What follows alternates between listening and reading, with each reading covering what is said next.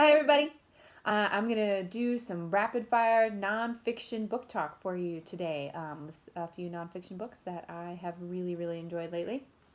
So, first one, up quick Devil in the White City. So, these are all my personal copies, but we have all of these on Libby. So, these are all available through OverDrive or Libby.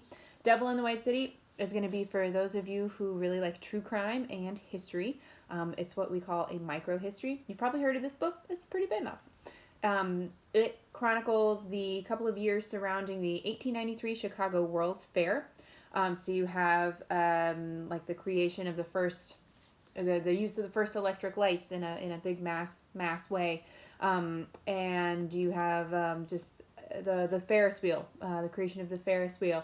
You have Frederick Law Olmsted creating this incredible white city in the middle of a swamp in Chicago, and you also have H.H. Holmes, this super crazy, charming genius who builds a murder house in the middle of the city and murders young women all along the way. It's pretty dense. It's got a lot of really great information from letters and correspondence and diaries and all kinds of stuff. So it really reads like a novel, even though it's just a really inspired, really well done nonfiction. Okay.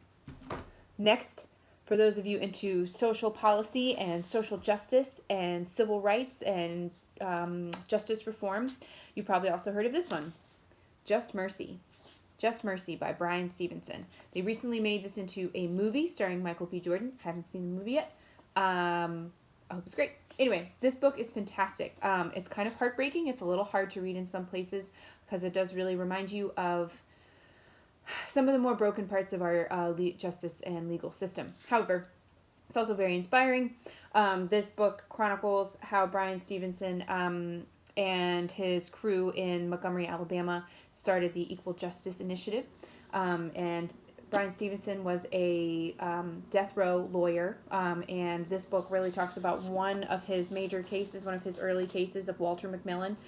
He was sentenced to death row for killing a white woman that he didn't do, essentially.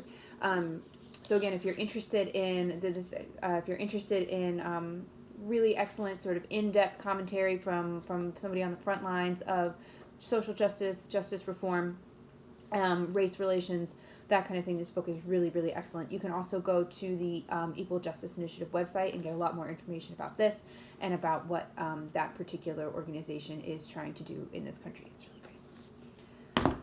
And then my next one, Reading Lolita in Tehran.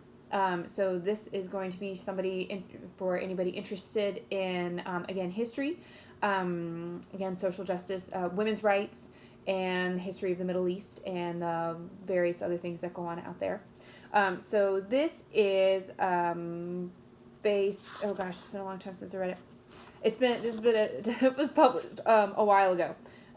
But it's about a woman named Azar Nafisi, and that's who she wrote it. It's a memoir, and she was a professor at a university in Tehran during the Islamic Revolution.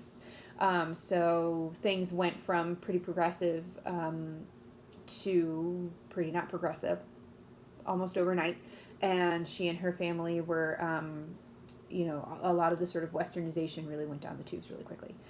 So this is when she comes back to, she goes to the States for a little bit, and then she comes back to Tehran to teach, and she starts a book club with some other young women in the town where she's living, and they're, not allowed to do this, essentially. This is very illegal. They could all get in a lot of trouble for it. But they read things like Lolita, they read things like F. Scott Fitzgerald and Henry James, and they talk about it, and it's this wonderful, freeing experience for them to just be able to learn to speak freely with other women, to do something that's not your sort of normal everyday household tasks that they're kind of only allowed to do at this point. So it's a really wonderful exploration of resilience in a time when people are feeling very